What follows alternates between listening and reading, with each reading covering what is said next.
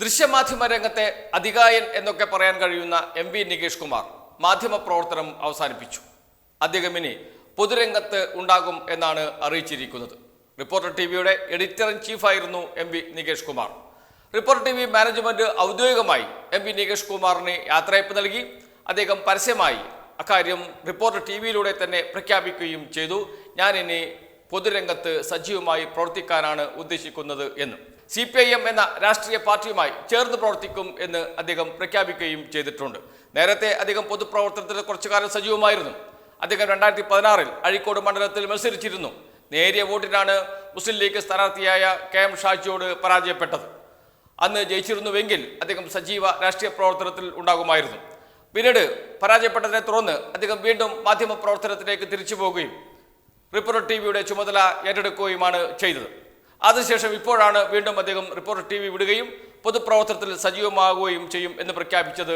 ഇനി മാധ്യമ പ്രവർത്തന ലോകത്തേക്ക് ഇല്ല എന്ന് അദ്ദേഹം പ്രഖ്യാപിക്കുകയും ചെയ്തു. അതുകൊണ്ട് അദ്ദേഹം ഇനി മുതൽ സജീവമായി CPIM-മായി ചേർന്ന് പ്രവർത്തിക്കും എന്ന് ഏതാണ്ട് ഉറപ്പായിട്ടുണ്ട്. അങ്ങനെ CPIM-മായി ചേർന്ന് പ്രവർത്തിക്കും എന്ന് അദ്ദേഹം പ്രഖ്യാപിക്കുമ്പോൾ സ്വാഭാവികമായും ഇത് സംബന്ധിച്ച് CPI നേതൃത്വവുമായി ചർച്ച നടത്തിയിട്ടുണ്ടാകും. CPI നേതൃത്വം അദ്ദേഹത്തിന് ചില ഉറപ്പുകൾ നൽകിയിട്ടുണ്ടാകും. ആ ഉറപ്പുകൾ എന്തൊക്കെയാണ്, എന്താണ് അദ്ദേഹത്തിന് CPIM നൽകുന്ന ചുമതല, ഈ ചർച്ചയും ഇപ്പോൾ സജീവമായി വരുന്നുണ്ട്. പല ചർച്ചകളും ഉയർന്നു വരുന്നുണ്ട്. CPI നേതാക്കളുമായി സംസാരിക്കുമ്പോൾ ചില സൂചനകളൊക്കെ നൽകുന്നുണ്ട്. അത് പ്രത്യേകിച്ച് 2 ചുമതലകളായിരിക്കും അദ്ദേഹത്തിന് മുന്നിലേക്ക് വരിക. അതിലൊന്ന്, ഏറ്റവും പ്രധാനപ്പെട്ടത് പാലക്കാട് മണ്ഡലത്തിൽ, നിയമസഭാ മണ്ഡലത്തിൽ LDF-ന്റെ സ്ഥാനാർത്ഥിയാകുക എന്നതാണ്. AB ഗോപിനാഥിനെ, മുൻ കോൺഗ്രസ് നേതാവ് AB ഗോപിനാഥിനെ മത്സരിപ്പിക്കണം എന്നൊരാഗ്രഹമാണ് CPIM-നുള്ളത്. CPIM അക്കാര്യം AB ഗോപിനാഥിനെ അറിയിക്കുകയും ചെയ്തിരുന്നു. എന്നാൽ AB ഗോപിനാഥ് തൽക്കാലം മത്സരിക്കാനില്ല എന്ന നിലപാടാണ് സ്വീകരിച്ചത്. അദ്ദേഹം ഇപ്പോൾ ചികിത്സയിലാണ്, അതുകൊണ്ട് തൽക്കാലം മത്സരിക്കാൻ കഴിയില്ല എന്നാണ് പറഞ്ഞിരിക്കുന്നത്. എന്നാലും ഒരു അന്തിമമായ നിലപാട് അദ്ദേഹം പറഞ്ഞിട്ടുമില്ല. മത്സരിക്കാൻ തയ്യാറല്ല എന്ന് പറഞ്ഞിട്ടുമില്ല. സമയമായില്ലല്ലോ, ആലോചിക്കാം എന്നാണ് AB ഗോപിനാഥ് പറഞ്ഞത്. എന്നാൽ ഇപ്പോൾ ശാരീരികമായ ചില പ്രശ്നങ്ങളുണ്ട് എന്ന് CPI നേതൃത്വത്തെ അറിയിക്കുകയും ചെയ്തിട്ടുണ്ട്. CPI നേതൃത്വം ഒന്ന് സമ്മർദ്ദം ചെലുത്തിയാൽ ചിലപ്പോൾ AB ഗോപിനാഥ് തന്നെ സ്ഥാനാർത്ഥിയാകാനാണ് സാധ്യത. അദ്ദേഹത്തിൻ്റെ മനസ്സിൽ മറ്റ് രാഷ്ട്രീയ ലക്ഷ്യം ഒന്നുമില്ലെങ്കിൽ കോൺഗ്രസിലേക്ക് തന്നെ തിരിച്ചു പോകണമോ എന്ന ചോദ്യമൊക്കെ ഉയരുന്നുണ്ട്. കാരണം ലോക്സഭാ തെരഞ്ഞെടുപ്പിൽ കോൺഗ്രസ് വൻ വിജയം നേടി, അടുത്ത UDF സർക്കാർ ആയിരിക്കും വരിക എന്ന ചിന്തകളൊക്കെ കോൺഗ്രസ് നേതാക്കൾക്ക് ഉണ്ട്. ലോക്സഭാ തെരഞ്ഞെടുപ്പിലെ അതേ ട്രെൻഡ് തുടർന്നാൽ അടുത്ത നിയമസഭാ തെരഞ്ഞെടുപ്പിലും ജയിക്കാൻ UDF-ന് കഴിയും. ഇപ്പോൾ തന്നെ 111 സീറ്റുകളിൽ UDF-ന് ഭൂരിപക്ഷമുണ്ട്. അത് നിലനിർത്തിയാൽ UDF സർക്കാർ അധികാരത്തിൽ വരും. അങ്ങനെയൊക്കെയുള്ള രാഷ്ട്രീയ സാഹചര്യമാണ് വരുന്നത് എങ്കിൽ കോൺഗ്രസിലേക്ക് തന്നെ തിരിച്ചു പോയാലോ എന്ന ചിന്ത AB ഗോപിനാഥിന് ഉണ്ടോ എന്ന സംശയം പൊതുവെ ഉയരുന്നുണ്ട്. അതുകൊണ്ടാണ് അദ്ദേഹം മത്സരിക്കാൻ തയ്യാറല്ല എന്ന് CPI നേതൃത്വത്തെ അറിയിച്ചത് എന്നാണ് അറിയുന്നത്. അപ്പോഴും അദ്ദേഹം ഉറച്ച് ഒരു തീരുമാനം പറഞ്ഞിട്ടുമില്ല. ആ ഒരു സാഹചര്യത്തിലാണ് ആരാണ് അടുത്തത്, കടുത്ത മത്സരം തന്നെ പാലക്കാട് കാഴ്ചവെക്കേണ്ടതുണ്ട്. ദുർബല സ്ഥാനാർത്ഥിയെ നിർത്തി കോൺഗ്രസ് സ്ഥാനാർത്ഥിയെ ജയിപ്പിക്കുന്ന അവസ്ഥയിലേക്ക് പോകേണ്ടതില്ല എന്ന തീരുമാനം ഇത്തവണ CPIM എടുത്തിട്ടുണ്ട്. കടുത്ത മത്സരം കാഴ്ചവെക്കണം, പാലക്കാട് മണ്ഡലം പിടിക്കണം, അതാണ് CPIM-ന്റെ ലക്ഷ്യം. അതിന് കരുത്തുറ്റ സ്ഥാനാർത്ഥി തന്നെ വേണം. ആ സ്ഥാനാർത്ഥികൾ ഒരാൾ AB ഗോപിനാഥ് ആയിരുന്നു. കാരണം മുൻ കോൺഗ്രസ് നേതാവാണ്, ആ മണ്ഡലത്തിൽ നല്ല പരിചയമുള്ള ആളാണ്, മുൻ പാലക്കാട് DCC പ്രസിഡന്റ് ആയിരുന്നു. എന്നതെല്ലാം കണക്കിലെടുത്ത് കുറച്ച് കോൺഗ്രസ് വോട്ടുകൾ സമാഹരിക്കാൻ AB ഗോപിനാഥിന് കഴിയും എന്ന ചർച്ചകളൊക്കെ ഉണ്ടായിരുന്നു. അതനുസരിച്ചാണ് AB ഗോപിനാഥിനെ സ്ഥാനാർത്ഥിയാക്കാൻ തീരുമാനിക്കുകയും അത്തരമൊരു ചർച്ച നടക്കുകയും ഒക്കെ ചെയ്തത്. എന്നാൽ അതിന് അദ്ദേഹം വഴങ്ങിയിട്ടില്ല.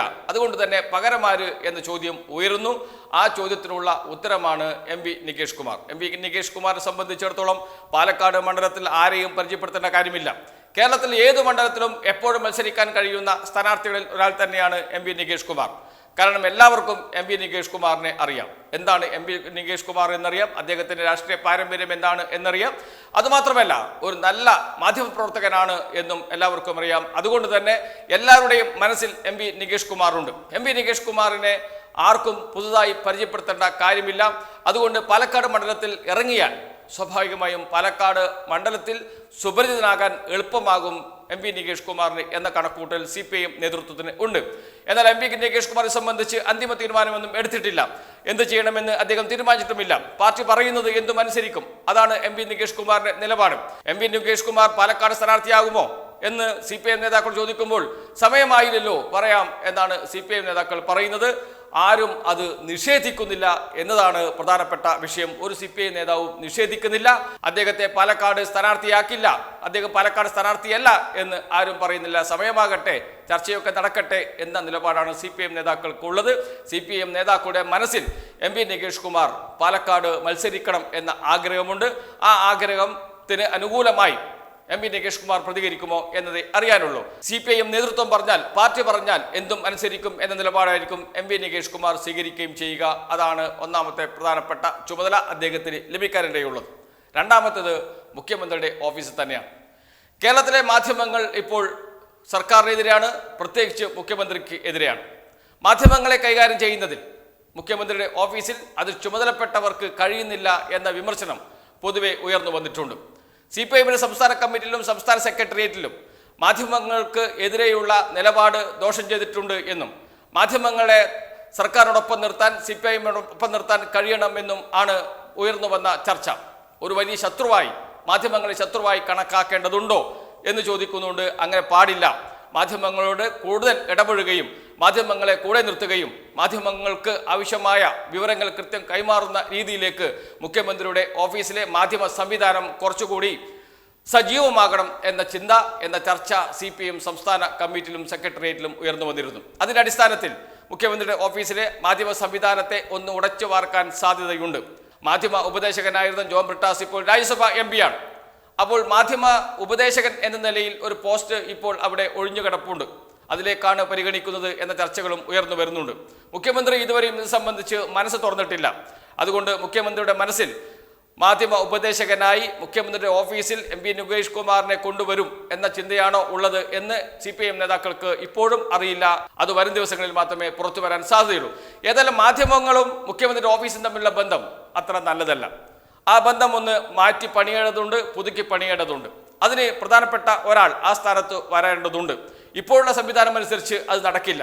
അതുകൊണ്ട് ഒരു മാറ്റം അനിവാര്യമാണ്. ദൃശ്യമാധ്യമ രംഗത്ത്, അതോടൊപ്പം തന്നെ സോഷ്യൽ മീഡിയ രംഗത്ത്, പത്രമാധ്യമങ്ങളിൽ ഒക്കെ ഇടപെടാൻ കഴിയുന്ന, അവർക്ക് ആവശ്യമായ വിവരം കൊടുക്കാൻ കഴിയുന്ന, അവരോടൊപ്പം നിൽക്കാൻ കഴിയുന്ന മുഖ്യമന്ത്രിയുടെ മാധ്യമ സംവിധാനം അത് ആ രൂപത്തിൽ മാറേണ്ടതുണ്ട് എന്ന ചർച്ചകൾ ഇതിനകം ഉയർന്നു വരികയും അതിന് പറ്റിയ ഒരാളെ ആ സ്ഥാനത്തേക്ക് കൊണ്ടുവരണം എന്ന ചർച്ച CPIMൽ ഉണ്ടാക്കുകയും ചെയ്തിട്ടുണ്ട്. അതിൻ്റെ കൂടി അടിസ്ഥാനത്തിലാണ് ഈ തീരുമാനം എന്ന വാർത്തകളും CPIM കേന്ദ്രങ്ങളിൽ നിന്ന് പുറത്തു വരുന്നുണ്ട്.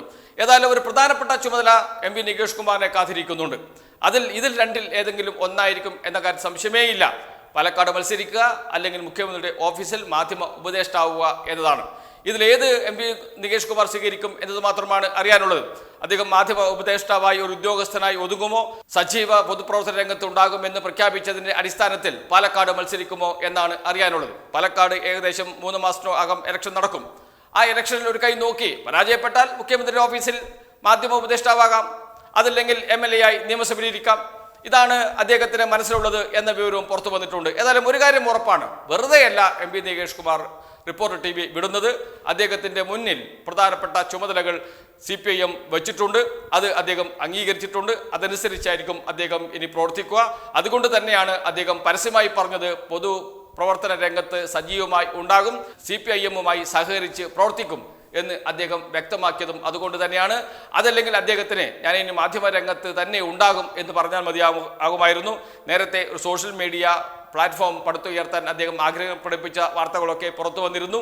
അതനുസരിച്ച് മുന്നോട്ട് പോകും എന്ന് പറഞ്ഞാൽ മതിയായിരുന്നു. എന്നാൽ മാധ്യമപ്രവർത്തന രംഗത്ത് ഉണ്ടാകുമെന്ന് അദ്ദേഹം പറയുന്നില്ല. അദ്ദേഹം പൊതുപ്രവർത്തന രംഗത്തുണ്ടാകും, CPIMുമായി ചേർന്ന് പ്രവർത്തിക്കും എന്നാണ് പറഞ്ഞിരിക്കുന്നത്. അതുകൊണ്ട് തന്നെ അദ്ദേഹത്തിന് CPIM ചില ചുമതലകൾ ഏൽപ്പിക്കാൻ തീരുമാനിച്ചിട്ടുണ്ട്. അതിൻ്റെ അടിസ്ഥാനത്തിലാണ് ഈ രാജി. ഏതായാലും ഒരു കാര്യം ഉറപ്പാണ്, നേരത്തെ പറഞ്ഞ 2 പ്രധാനപ്പെട്ട കാര്യങ്ങളാണ് അദ്ദേഹത്തിൻ്റെ മുന്നിൽ CPIM വെച്ചിട്ടുള്ളത് എന്നാണ് CPIM നേതാക്കളിൽ നിന്ന് ലഭിക്കുന്ന വിവരം.